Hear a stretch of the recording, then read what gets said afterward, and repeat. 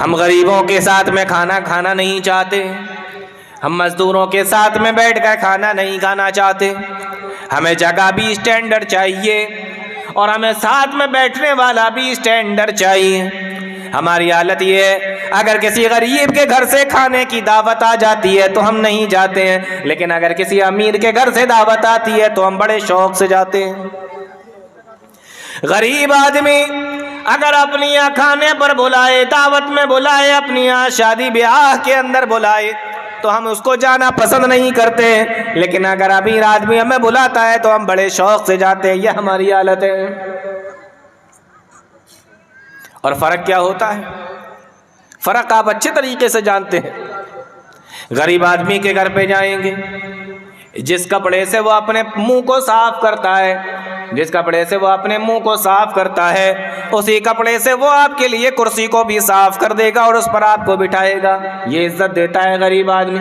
اور امیر آدمی کے گھر پہ اگر آپ کھانے کے لیے چلے جائیں، اس کی یہاں کوئی فنکشن ہے، کوئی شادی ہے، اس کی یہاں اگر آپ چلے جاتے ہیں تو وہ آپ سے سیدھے منہ بات بھی نہیں کرنے کو تیار ہے۔ وہ آپ سے صرف ملا ایک فارمالٹی کے طور پہ آپ سے ملاقات کرتا ہے اور آگے بڑھ جاتا ہے، اتنا بھی نہیں پوچھتا کہ آپ نے کھانا کھایا بھی ہے یا نہیں کھایا، آئے کب ہو۔ بس آپ خود سے جا کر اس کو اپنی شکل دکھانے کی کوشش کرتے ہو کہ دیکھو ہاں ہم تمہارے یہاں آ گئے ہیں، تمہارے یہاں ہم پہنچ گئے ہیں۔ یہ دونوں کی شادیوں میں، دونوں کی دعوتوں میں فرق ہوتا ہے، لیکن امیر آدمی کی یہاں ہر آدمی جانا چاہتا ہے، غریب کی یہاں نہیں جانا چاہتا۔ تمہارے اوپر جو مصیبت بھی آتی ہے، وَمَا أَصَابَكُم مِّن مُّصِيبَةٍ، تمہارے اوپر جو مصیبت بھی آتی ہے، جو پریشانی آتی ہے، جو تکلیف آتی ہے، فَبِمَا كَسَبَتْ أَيْدِيكُمْ، وہ تمہارے اپنے ہاتھوں کی کمائی ہوتی ہے، تمہارے اپنے کرتوتوں کا اور تمہارے اپنے اعمال کا نتیجہ ہوتا ہے۔ وَمَا أَصَابَكُم مِّن مُّصِيبَةٍ فَبِمَا كَسَبَتْ أَيْدِيكُمْ وَيَعْفُو عَن كَثِيرٍ، اور اللہ تعالیٰ تمہارے کتنے گناہوں کو، کتنے تمہارے کرتوتوں کو اور تمہارے کتنے ایسے اعمال کو جو تم کرتے ہو، اللہ تعالیٰ تو معاف کر دیتا ہے، اللہ اس سے پوچھ گچھ نہیں کرتا۔ اللہ تعالیٰ نے اس آیت میں یہ بتایا کہ دنیا کے اندر یہ جو مصیبتیں، پریشانیاں اور تکلیفیں پھیلی ہوئی ہیں، انسان اپنی مصیبتوں کے اندر جو گرفتار ہے وہ کسی اور وجہ سے نہیں آئی، وہ آئی ہیں انسان کے اپنے کرتوتوں کی وجہ سے، وہ آئی ہیں اپنے انسان کے اعمال کے وجہ سے، اس نے جو گناہ کیے ہیں اس کی وجہ سے۔ اس لیے اللہ تعالیٰ فرماتا ہے وَمَا أَصَابَكُم مِّن مُّصِيبَةٍ فَبِمَا كَسَبَتْ أَيْدِيكُمْ، تمہارے اوپر جو مصیبت آتی ہے وہ تمہارے اعمال کا نتیجہ ہوتی ہے، وہ تمہارے کرتوتوں کا نتیجہ ہوتی ہے، وہ تمہارے گناہوں کا نتیجہ ہوتی ہے۔ اور کتنے گناہ تم ایسے کرتے رہتے ہو، اللہ تعالیٰ تمہارے ہر گناہ کے اوپر پکڑ نہیں کرتا۔ وَيَعْفُو عَن كَثِيرٍ، اللہ تعالیٰ تمہارے کتنے گناہوں کو تو معاف کر دیتا ہے، اس کے بارے میں سوال ہی نہیں کرتا، اس کے بارے میں پوچھ گچھ نہیں کرتا۔ اللہ تعالیٰ کتنے گناہوں کے تو تمہارے چھوڑ دیتا ہے، اسی طریقے سے اس کے بارے میں سوال و جواب بھی نہیں کرتا۔ یعنی ہر گناہ کے بدلے میں اگر مصیبت آنے لگے، ہر گناہ کے بدلے میں اگر اللہ تعالیٰ پکڑ کرے، ہر گناہ کے بدلے میں اگر اللہ تعالیٰ تمہارے اوپر مصیبت نازل کرے تو انسان کی ساری زندگی مصیبت کے اندر گزر جائے گی۔ ہم اتنے گناہ کرتے ہیں تو اللہ تعالیٰ نے صاف فرما دیا، جو معاشرے کے اندر یہ جو حالات بنے ہوئے ہیں، سماج کے اندر، دیش کے اندر، ہمارے گھر، گاؤں، بستی کے اندر، یہ سب ہمارے کرتوتوں کا نتیجہ ہے۔ انسان گناہ کرتا ہے تو اس کے اوپر مصیبت آتی، گناہ کرتا ہے پریشانی میں مبتلا ہوتا ہے۔ حضرت نوح علیہ السلام کی قوم، اللہ تعالیٰ نے ان کے اوپر عذاب نازل کیا، طوفان آیا، پانی اتنا پانی برسا، اتنا پانی، زمین سے بھی پانی نکلا اور آسمان سے بھی پانی آیا۔ مورخین نے لکھا ہے، قرآن کریم بیان کرتا ہے وَهِيَ تَجْرِي بِهِمْ فِي مَوْجٍ كَالْجِبَالِ، اتنا پانی اس دنیا کے اندر بھر گیا کہ اس زمانے کے اندر جو پہاڑ موجود تھے ان کی چوٹیاں، پہاڑ کی چوٹیاں بھی پانی کے اندر ڈوب گئیں، پہاڑوں کی چوٹیوں تک پانی پہنچ گیا۔ آپ کو کیا لگتا ہے یہ ایسے ہی آ گیا یا اس قوم کی کسی گناہ کا نتیجہ تھی؟ اس قوم کے گناہوں کا نتیجہ، یا ایسے ہی آ گیا؟ قوم عاد کی زندگی اٹھا کر دیکھو، اللہ تعالیٰ نے اس کو بھی ہلاک و برباد کیا، اور اس کے اوپر بھی اللہ تعالیٰ نے ہوا کا عذاب نازل فرمایا۔ قرآن کریم کہتا ہے جب وہ ہوا چلا کرتی تھی، اتنی تیز ہوا کا وہ عذاب اللہ تعالیٰ کی طرف سے آیا۔ وَفِي عَادٍ إِذَا أَرْسَلْنَا عَلَيْهِمُ الرِّيحَ الْعَقِيمَ، وہ ہوا ان کو اٹھا کر ادھر سے ادھر پٹکتی تھی، اور اس طریقے سے جب وہ زمین پہ گرے مر کر كَأَنَّهُمْ أَعْجَازُ نَخْلٍ خَاوِيَةٍ، جیسے کھجور کے بہت بڑے بڑے درخت ہوں۔ یہ عذاب کیوں آیا؟ ایسے ہی بغیر کسی گناہ کے، بغیر کسی غلطی کے اللہ نے پکڑ لیا، بغیر کسی وجہ سے اللہ تعالیٰ نے عذاب نازل کر دیا؟ نہیں، یہ ان کی کسی گناہ کی وجہ سے تھا۔ تو دنیا کے اندر جو مصیبت آتی ہے، جو گناہ ہوتے ہیں اس کی وجہ سے، جو تکلیف ہمیں پہنچتی ہے گناہوں کی وجہ سے۔ وَمَا أَصَابَكُم مِّن مُّصِيبَةٍ فَبِمَا كَسَبَتْ أَيْدِيكُمْ، قرآن کریم ہمیں بتاتا ہے، حدیث ہمیں بتاتی ہے، تاریخ ہمیں بتاتی ہے، اللہ تعالیٰ نے انہی گناہوں کی وجہ سے کسی کو زمین کے اندر اس کے محل کے ساتھ، اس کے خزانوں کے ساتھ میں دھسا دیا۔ انہی گناہوں کی وجہ سے اللہ تعالیٰ نے کسی کو اس کے پوری فوج کے ساتھ، اس کے پورے کارندوں کے ساتھ میں اللہ تعالیٰ نے سمندر کے اندر ڈبا دیا۔ اسی گناہوں کی وجہ سے اللہ تعالیٰ نے پوری قوم کو ہوا میں اچھالا، اور اچھالنے کے بعد زمین کے اوپر پٹک دیا۔ کیوں؟ اسی گناہ کی وجہ سے۔ اللہ فرماتا ہے وَمَا أَصَابَكُم مِّن مُّصِيبَةٍ فَبِمَا كَسَبَتْ أَيْدِيكُمْ، دنیا کے اندر تمہارے اوپر جو مصیبتیں آتی ہیں، جو پریشانیاں آتی ہیں، وہ تمہارے اپنے اعمال کا نتیجہ ہوتی ہیں، تمہارے اپنے کرتوتوں کا نتیجہ ہوتی ہیں۔ تو یہ جو مصیبتوں میں ہم مبتلا ہیں، یہ جو پریشانیوں میں مبتلا ہیں، یہ ہمارے اپنے کرتوت ہیں، یہ ہماری اپنی غلطیاں ہیں۔ یہ جو مصیبتیں آ رہی ہیں یہ ہمارے اپنے کرتوتوں کی وجہ سے۔ پیارے نبی صلی اللہ علیہ وسلم بیان فرماتے ہیں، ابن ماجہ کی روایت ہے، صحابی رسول بیان کرتے ہیں اقبل علینا رسول اللہ صلی اللہ علیہ وسلم، ایک مرتبہ اللہ کے نبی صلی اللہ علیہ وسلم ہمارے پاس میں تشریف لائے، ہمارے پاس میں آئے، اور ہم سب کو اکٹھا کرنے کے بعد میں فرمایا یا معاشر المہاجرین، اے مہاجرین کی جماعت۔ جو صحابہ ہجرت کر کے پہنچے تھے ان سب کو مخاطب کر کے اللہ کے نبی صلی اللہ علیہ وسلم نے فرمایا اقبل علینا رسول اللہ صلی اللہ علیہ وسلم، ہمارے پاس میں اللہ کے نبی صلی اللہ علیہ وسلم آئے، فقال یا معاشر المہاجرین، اور آنے کے بعد اللہ کے نبی صلی اللہ علیہ وسلم نے ہمیں مخاطب کر کے فرمایا او مہاجروں کی جماعت، خمس، 5 چیزیں ایسی ہیں، اذا ابتلیتم بہن، جب وہ 5 چیزیں تمہارے اندر آ جائیں گی، جب وہ 5 چیزیں تمہارے اوپر آ جائیں گی، اعوذ باللہ ان تدرکوہن، اور میں اللہ کی پناہ چاہتا ہوں کہ وہ 5 چیزیں تمہارے اندر نہ آئیں، لیکن 5 چیزیں ایسی ہیں جو تمہارے اندر آئیں گی، اعوذ باللہ ان تدرکوہن، لیکن میں اللہ سے دعا کرتا ہوں، اللہ تعالیٰ کی پناہ چاہتا ہوں کہ وہ 5 چیزیں تمہارے اندر نہ آئیں۔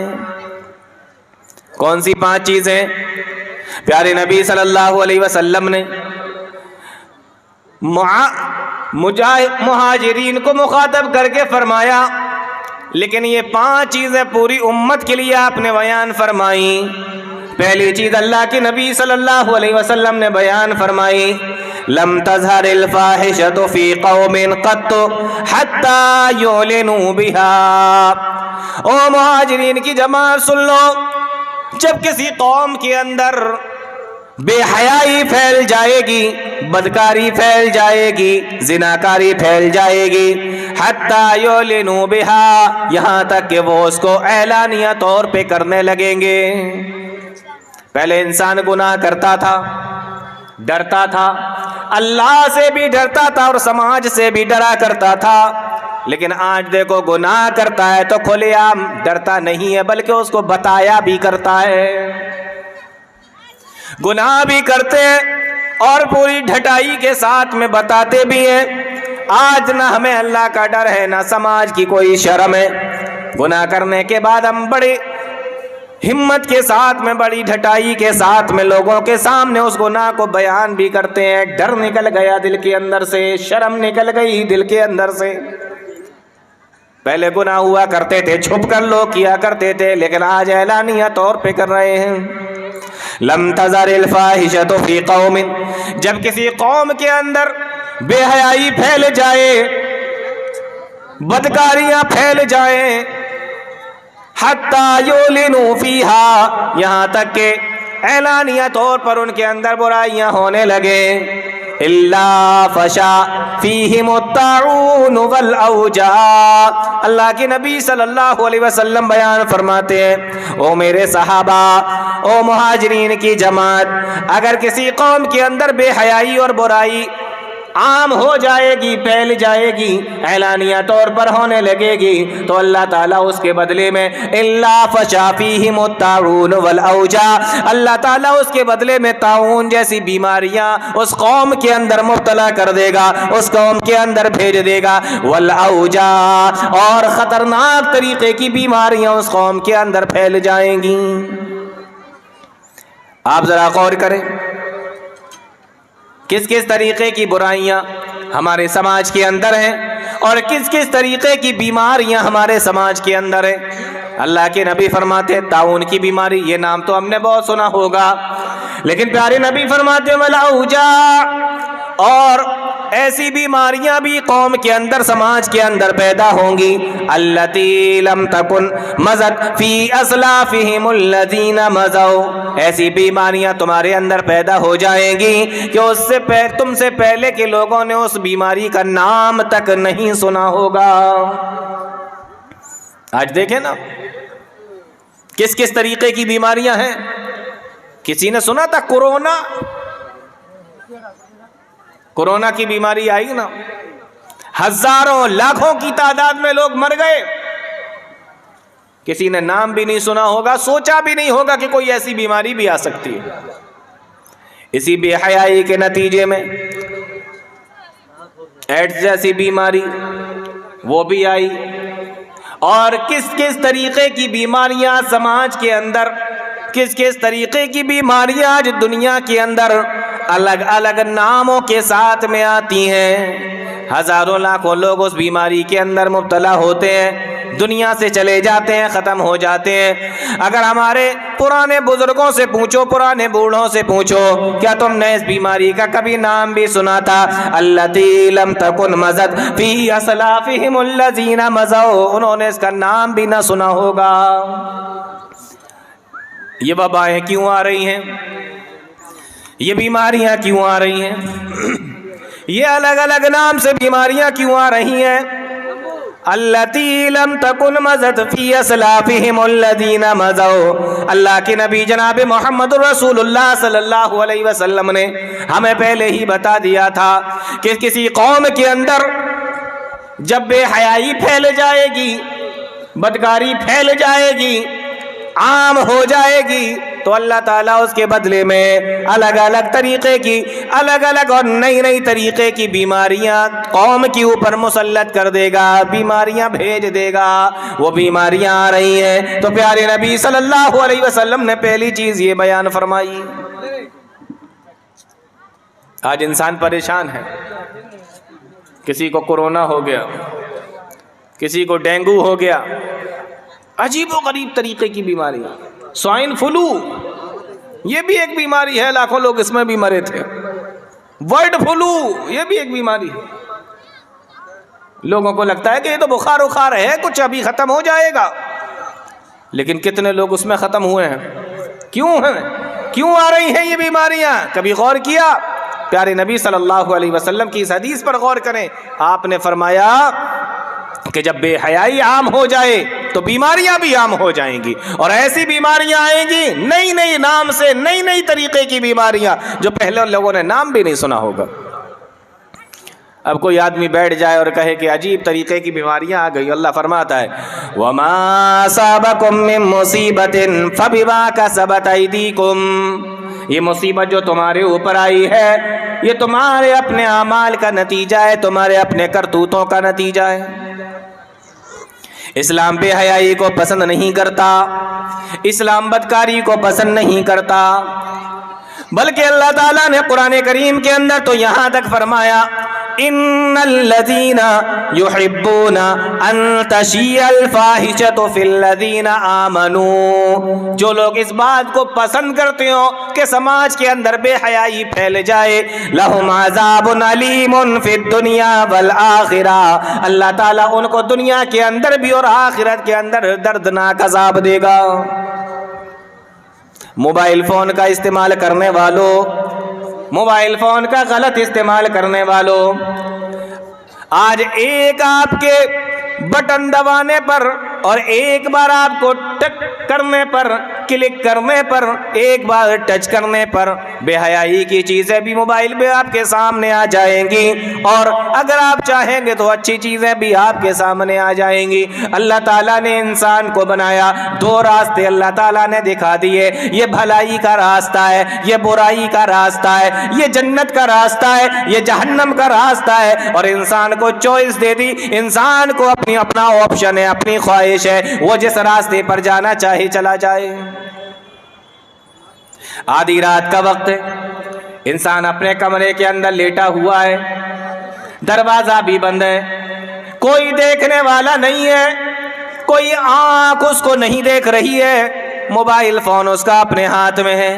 آج میرے نوجوان بھائی ہیں، ہم کیا کرتے ہیں؟ ہمارے سامنے کوئی نئی چیز آئی، ہمارے سامنے کوئی چیز آئی، ہم اپنے دوستوں کو بھی فارورڈ کرتے ہیں، ہم اپنے دوستوں کو بھی بھیجتے ہیں، بہت سارے لوگ اس کو گروپ کے اندر بھی ڈال دیتے ہیں، پھر وہ ایک گروپ سے دوسرے میں، دوسرے سے تیسرے میں، تیسرے سے چوتھے میں چلی جاتی ہے، آپ کو معلوم نہیں وہ کتنے لاکھوں لوگوں تک پہنچ چکی ہے، وجہ اس کی آپ بنے ہو۔ اللہ فرماتا ہے ان الذین یحبون ان تشیع الفاحشۃ فی الذین آمنوا، جو لوگ تو سماج کے اندر بے حیائی پھیلانا چاہتے ہیں، جو لوگ سماج کے اندر برائیاں پھیلاتے ہیں، لہم عذاب علیم فی الدنیا والآخرہ، اللہ تعالیٰ نے ان کے لیے دنیا اور آخرت کے اندر دردناک عذاب بیان کر رکھا ہے۔ تو انسان کسی چیز کو دیکھتا ہے تو اس کو فارورڈ کرتا ہے۔ علماء اکرام بیٹھے ہیں، آپ ان سے پوچھئے، یہ آپ کو بتائیں گے کہ علماء نے تو یہاں تک لکھا ہے کہ برائی کی چیزیں تو چھوڑو، سماج کے اندر بے حیائی پھیلانے والی چیزیں تو چھوڑو، سماج کے اندر جو برائی پھیلانے والی چیزیں، جو ناپسندیدہ چیزیں ہیں انہیں تو چھوڑ دیجئے، جو پسندیدہ چیزیں بھی ہوتی ہیں، جیسا کہ آپ کے پاس میں کوئی اچھا میسج آیا، نیچے لکھا ہوا ہے حدیث یہ ہے، حدیث نمبر یہ ہے، اور کوئی اوپر میسج لکھا ہوا ہے، کوئی بات اوپر لکھی ہوئی ہے، آپ کو نہیں معلوم کہ یہ حدیث ہے یا نہیں، اور اس نمبر پر ہے یا نہیں، اور اگر یہ حدیث ہے بھی تو صحیح ہے یا ضعیف ہے، علماء نے لکھا ہے کہ آپ کو اسے فارورڈ نہیں کرنا چاہیے۔ یہ علماء آپ کو بتائیں گے۔ جو چیز آپ کو لگ رہا ہے کہ یہ حدیث ہے، لیکن آپ کو نہیں معلوم کہ یہ حدیث ہے، حالانکہ اس کے نیچے حدیث کی کتاب کا نام بھی لکھا ہوا ہے، حدیث کا نمبر لکھا ہوا ہے، لیکن آپ کو نہیں معلوم کہ یہ حدیث ہے یا نہیں۔ یا اسی طریقے سے اگر حدیث ہے تو صحیح ہے یا نہیں، تو ایسی چیزوں کو بھی فارورڈ کرنے سے علماء نے منع کیا ہے۔ ہم ان چیزوں کو بھی فارورڈ نہیں کر سکتے جس کو حدیث سمجھ رہے ہوں، تو ہم دوسری چیزوں کو جو سماج کے اندر برائی اور بے حیائی پھیلانے والی چیزیں ہوں، ہم اس کو کیسے فارورڈ کر سکتے ہیں؟ حدیث نہیں سنی آپ نے؟ وہ من کذب علی متعمدا فلیتبوأ مقعدہ من النار، جس نے جان بوجھ کر مجھ پہ جھوٹ بولا وہ اپنا ٹھکانہ جہنم بنا لے۔ تو ہم ایسی چیزیں بھی ایک دوسرے کو نہیں بھیج سکتے، تو برائی پھیلانے والی چیزیں کیسے بھیج سکتے ہیں؟ انسان موبائل فون کا استعمال صحیح بھی کر سکتا ہے، موبائل فون کا استعمال غلط بھی کر سکتا ہے۔ اس کو لگتا ہے کہ اسے کوئی دیکھ نہیں رہا ہے، لیکن ہاں ایک آنکھ ایسی ہے جو اسے ہر وقت دیکھتی ہے، وہ اس کی نظر میں ہے۔ دنیا کا کوئی کیمرہ لگا ہو یا نہ لگا ہو، لیکن اللہ تعالیٰ کا کیمرہ لگا ہوا ہے، اللہ تعالیٰ کا کیمرہ اس کو دیکھ رہا ہے۔ اور دنیا کے اندر جو چیزیں کیمروں کے اندر ریکارڈ ہوتی ہیں ایک ٹائم کے بعد میں ختم ہو جاتی ہیں، ایک ٹائم کے بعد فائل کرپٹ ہو جاتی ہے، خراب ہو جاتی ہے، 10 سال بعد، 20 سال بعد، 50 سال کے بعد میں وہ فائل خراب بھی ہو سکتی ہے، کیمرہ خراب ہو سکتا ہے، وہ چپ خراب ہو سکتی ہے، وہ پین ڈرائیو خراب ہو سکتا ہے، وہ کیمرہ خراب ہو سکتا ہے، لیکن اللہ تعالیٰ کا کیمرہ کبھی خراب نہیں ہوتا۔ اللہ تعالیٰ کا جو کیمرہ لگا ہوا ہے وہ قرآن کریم بیان فرماتا ہے کہ مالی هذا الكتاب لا يغادر صغيرة ولا كبيرة الا احصاها۔ انسان جب قیامت کے دن اپنے نام اعمال کو دیکھے گا تو کہے گا مالی یا ویلتنا، ہائے ہماری بربادی، ہائے ہماری ہلاکت، مالی هذا الكتاب لا يغادر صغيرة ولا كبيرة الا احصاها۔ اس کے اندر نہ کوئی چھوٹی چیز بچی ہے نہ کوئی بڑی چیز بچی ہے، اللہ آساہا، مگر اس کے اندر لکھ دی گئی ہے۔ اللہ تعالیٰ کے کیمرے کے اندر ساری چیزیں ریکارڈ ہو رہی ہیں۔ اس لیے میرے بھائیو، اللہ تعالیٰ قرآن کریم کے ایک دوسری جگہ پہ فرماتا ہے الم نجعل لہ عینین، کیا وہ اللہ جس نے تمہیں دو آنکھیں دی ہیں، کیا اس اللہ نے تمہیں دو آنکھیں نہیں دی ہیں؟ آپ اندازہ کرو، جس اللہ نے ہمیں دیکھنے کے لیے دو آنکھیں دی ہوں، کیا وہ اللہ تعالیٰ ہمیں نہیں دیکھ رہا ہوگا؟ اس لیے اللہ تعالیٰ نے ایک اور مقام پہ فرمایا الم یعلم بان اللہ یرا، کیا انسان یہ سمجھتا ہے کہ اللہ اس کو دیکھ نہیں رہا ہے؟ آپ غور کریں، آج ہم کہاں سے کہاں پر پہنچ گئے۔ چھوٹے چھوٹے بچے، ان کے ہاتھ میں بھی ہم نے موبائل دے دیا، اور گھروں کی لڑکیوں کے پاس میں بھی موبائل ہے۔ کہاں سے آیا نہیں معلوم، موبائل ہے، کس نے دیا نہیں معلوم۔ کیوں نہیں معلوم؟ آپ کی ذمہ داری ہے کہ آپ اپنے گھر کے اندر نگرانی کریں، آپ کی ذمہ داری ہے کہ آپ اپنے گھر، اپنے بچوں کے اوپر، اپنے بیٹوں کے اوپر، اپنی بیٹیوں کے اوپر نظر رکھیں، یہ آپ کی ذمہ داری ہے۔ اللہ کے نبی صلی اللہ علیہ وسلم نے ایک حدیث کے اندر ارشاد فرمایا کہ ہر انسان ذمہ دار ہے، اور اس سے اس کی ذمہ داری کے بارے میں، اس کی رعایا کے بارے میں اس سے سوال کیا جائے گا۔ والرجل راع فی اہلہ، اور انسان یعنی مرد بھی اپنے گھر والوں کے بارے میں اس سے سوال پوچھا جائے گا۔ والمرأۃ راعیۃ فی بیت زوجہا، اور عورت سے بھی اس کے گھر کے بارے میں سوال کیا جائے گا، یعنی بیوی سے بھی پوچھا جائے گا، شوہر سے بھی پوچھا جائے گا، مرد سے بھی پوچھا جائے گا، عورت سے بھی پوچھا جائے گا، ماں سے بھی پوچھا جائے گا، باپ سے بھی پوچھا جائے گا، اس کی اولاد کے بارے میں اس سے سوال کیا جائے گا۔ کیا آپ نے حضرت مریم علیہ السلام واقعہ نہیں سنا؟ حضرت مریم جب چھوٹی سی ہے، اور حضرت زکریا علیہ السلام کی کفالت میں قرآن کریم بیان کرتا ہے کہ جب بھی حضرت زکریا علیہ السلام ان کے پاس میں جاتے، حضرت مریم کے پاس، کیا دیکھتے ہیں؟ وجد عندہا رزقا، وہاں پر روزی رکھی ہوئی ہے، پھل رکھے ہوئے ہیں، کھانا رکھا ہوا ہے۔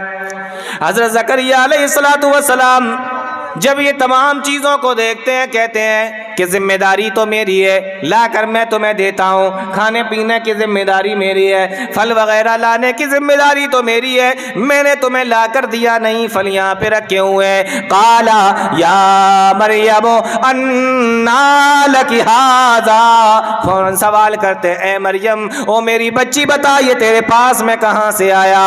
حضرت مریم کا جواب سنو، قالت هو من عند اللہ، کہا یہ میرے اللہ کے پاس سے آیا ہے، یہ میرے رب کے پاس سے آیا ہے، میرے اللہ نے مجھے دیا ہے۔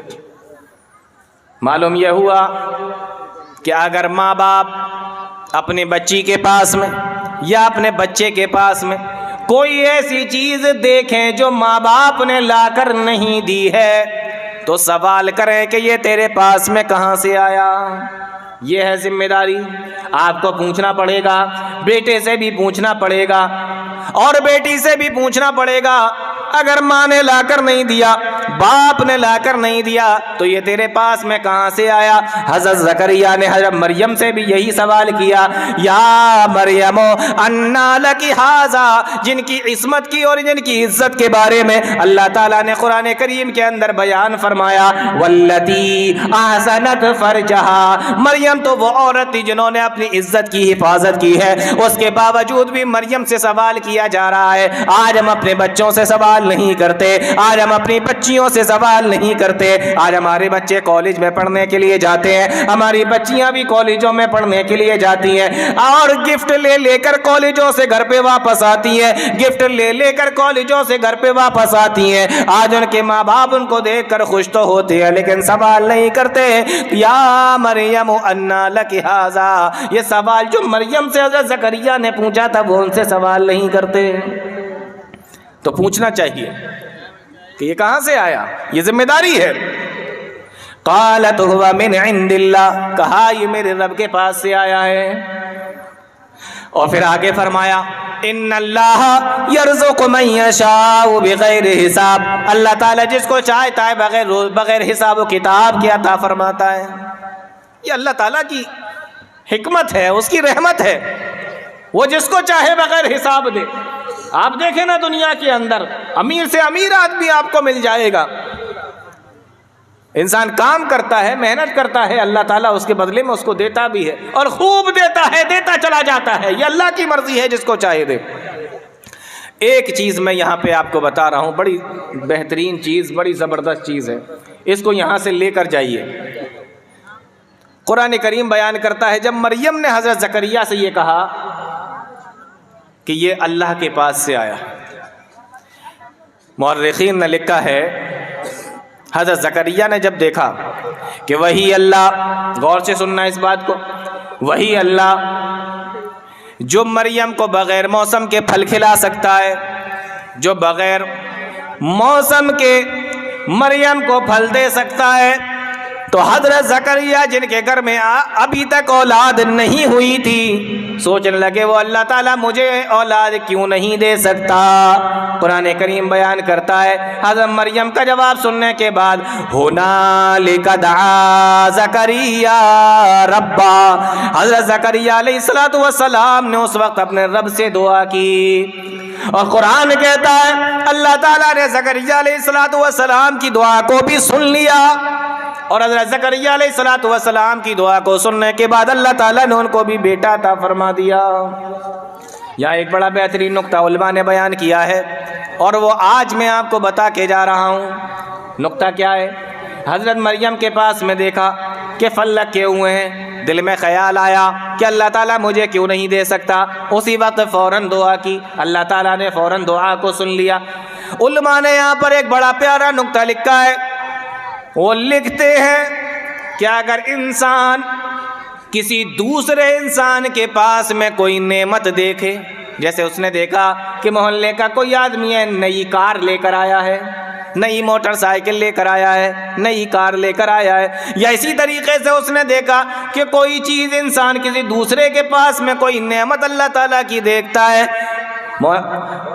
علماء نے لکھا ہے کہ اگر اس نعمت کو دیکھنے کے بعد فوراً وہ اللہ تعالیٰ سے اپنے لیے بھی دعا کر لے تو اللہ تعالیٰ اس کی دعا کو بہت حد تک ہو سکتا ہے قبول فرما لے. کیوں؟ اس لیے کہ جب زکریا نے حضرت مریم کے پاس میں نعمتوں کو دیکھا تو فوراً اپنے لیے بھی اللہ سے دعا مانگ لی. ہنالک دعا زکریا ربا. تو آپ جب کسی نعمت کو دیکھیں کسی دوسرے کے پاس میں تو اسی وقت اللہ تعالیٰ سے اپنے لیے بھی مانگے تو بہت حد تک چانسز ہے کہ وہ نعمت آپ کو بھی مل جائے. حضرت مریم علیہ السلام غور کریں آپ تو پیارے نبی صلی اللہ علیہ وسلم نے فرمایا لم تزار الفاحشۃ فی قوم حتی یعلنوا بها. جب بے حیائی پھیل جائے اعلانیہ کھلے عام ہونے لگے پیارے نبی فرماتے تو اللہ تعالیٰ اس کے بدلے میں سماج کے اندر کیا کرتا ہے, دنیا کے اندر کیا کرتا ہے, الا فشا فیہم الطاعون والاوجاع. اللہ تعالیٰ اس کے بدلے میں ایسی بیماریاں بھیج دیتا ہے, ایسی بیماریاں اس کے بدلے میں آتی ہیں. التی لم تکن مضت فی اسلافہم الذین مضوا. تم سے پہلے جو لوگ گزرے ہیں, جو بوڑھے گزرے ہیں, جو بزرگ گزرے ہیں, انہوں نے ان بیماریوں کے نام تک نہیں سنے ہوں گے. عبداللہ ابن عمر رضی اللہ تعالیٰ عنہ کو کون نہیں جانتا, بڑا مشہور واقعہ ہے.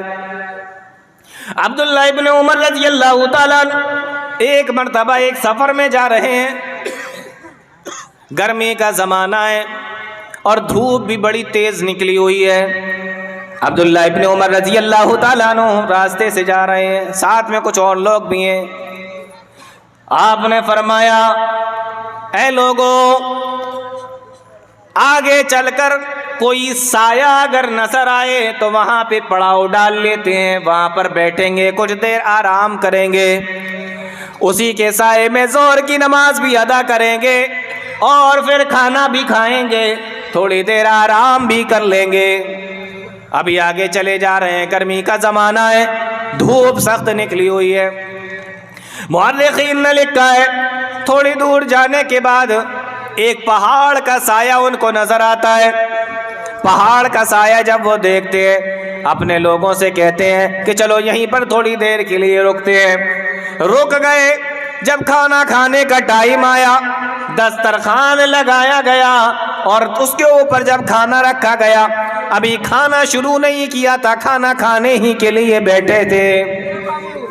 اتنے میں کیا دیکھتے ہیں کہ ایک چرواہا اپنی بکریوں کو لے کر اسی پہاڑ کے دامن میں آنا چاہتا ہے. اسی سائے کو تلاش کرتے ہوئے, شاید وہ بھی آ رہا ہوگا, اسی سائے کو تلاش کرتے ہوئے اپنی بکریوں کو ہانکتا ہوا لے کے آ رہا ہے. غور کرنے کی بات ہے میرے بھائیوں. حضرت عبداللہ بن عمر اپنے ساتھیوں سے کہتے ہیں کہ ابھی رک جاؤ, ابھی تھوڑی دیر کے لیے کھانا مت کھاؤ. جب وہ چرواہا ہمارے پاس میں آ جائے ہم اس کو بھی اپنے کھانے میں شامل کر لیں گے, وہ ہمارے ساتھ میں بیٹھ کر کھانا کھا لے گا, وہ ہمارے ساتھ میں بیٹھ کر کھانا کھائے گا, اس لیے تھوڑی دیر کے لیے رک جاؤ. اور آپ غور کریں, یہ حضرت عبداللہ ابن عمر رضی اللہ تعالیٰ عنہ کا معاملہ ہے. آج ہمارا معاملہ کیا ہے؟ حضرت حسین رضی اللہ تعالیٰ جو پیارے نبی صلی اللہ علیہ وسلم کے نواسے ہیں, حضرت حسن اور حسین رضی اللہ تعالیٰ ان کے بارے میں آتا ہے کہ جب یہ کسی جگہ جایا کرتے تھے اور کسی ایسے جگہ سے نکلا کرتے تھے جہاں پہ غریب لوگ رہا کرتے تھے اور ایسے لوگ رہتے تھے جو فقیر ہوا کرتے تھے, غریب ہوا کرتے تھے, یہ ان کے ساتھ میں بیٹھ کر کھانا تناول فرمایا کرتے تھے. کوئی عار نہیں, کوئی شرم نہیں کہ میں کس خانوادے سے ہوں, میں کون ہوں, کچھ نہیں. حضرت عبداللہ بن عمر رضی اللہ تعالیٰ کہتے ہیں کہ رک جاؤ, ابھی اس کو آ جانے دو, ساتھ میں بیٹھ کر کھانا کھا لیں گے.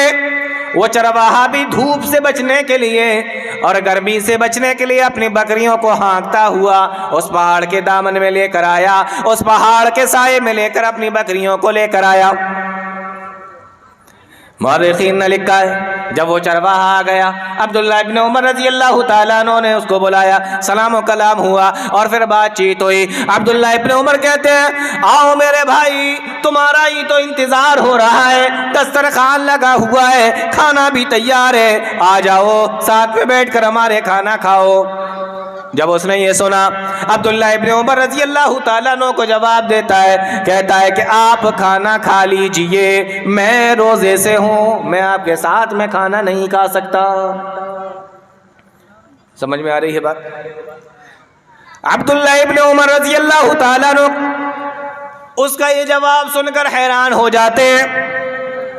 کہنے لگے اگر فرض روزے ہوتے, رمضان کے مہینے کے روزے ہوتے تو ہمیں معلوم ہوتا کہ رمضان کا مہینہ ہے روزے سے ہوگا, لیکن یہ تو رمضان کا مہینہ بھی نہیں چل رہا ہے, اتنی گرمی کا موسم ہے, چلچلاتی ہوئی شدت کی دھوپ نکلی ہے, اور اس نے کون سا روزہ رکھا ہے؟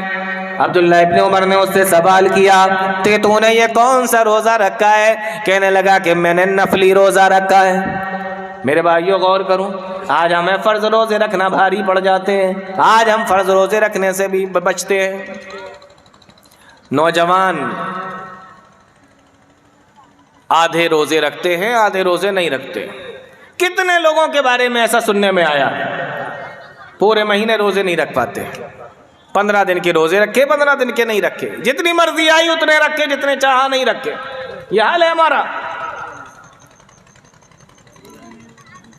گھر پہ بیٹھ کر کھانا کھاتے ہیں روزے میں, رمضان کے مہینے میں, اور جب گھر سے باہر نکلتے ہیں تو منہ کو بالکل یوں صاف کر کے ایسے نکلتے ہیں کہ جیسے بیچارے کا بغیر سحری کا روزہ ہو. ایسے نکلتے ہیں گھر سے باہر جیسے سحری بھی نہیں کر پایا, شاید سحری میں آنکھ بھی نہیں کھلی ہے اس کی, بغیر سحری کا روزہ رکھا ہو. کسی آدمی کے ساتھ میں بیٹھ جائیں افطاری کرنے کے لیے تو وہ اپنی بھی پلیٹ اس کو دے دے کہ یہ بڑا پریشان لگ رہا ہے اور آیا ہے گھر سے کھا کر. یہ ہمارے یہاں نوجوانوں کی حالت ہے. حضرت عبداللہ بن عمر جن کا واقعہ میں آپ کو سنا رہا ہوں, انہی کی ایک اور حدیث ہے جو صحیح بخاری کے اندر ہے کہ ہمارے یہاں چھوٹے چھوٹے بچے بھی روزہ رکھا کرتے تھے, اور بچے جب بھوک کی وجہ سے روتے تو ہم انہیں کھلونے دے دیا کرتے تھے, لیکن روزے نہیں کھلوایا کرتے تھے, افطار نہیں کرایا کرتے تھے جب تک ٹائم نہیں ہو جاتا. حضرت عمر کے بارے میں آتا ہے کہ ایک بار ان کے پاس میں ایک آدمی لایا گیا جس نے رمضان کے مہینے میں شراب پی رکھی تھی. حضرت عمر نے اس کو کوڑے لگوائے اور کہا کہ کمبخت, ہمارے یہاں تو چھوٹے چھوٹے بچے روزے سے ہیں اور تو اس طریقے کی حالت میں گھوم رہا ہے. تو نفلی روزہ. عبداللہ ابن عمر نے پوچھا, او میرے بھائی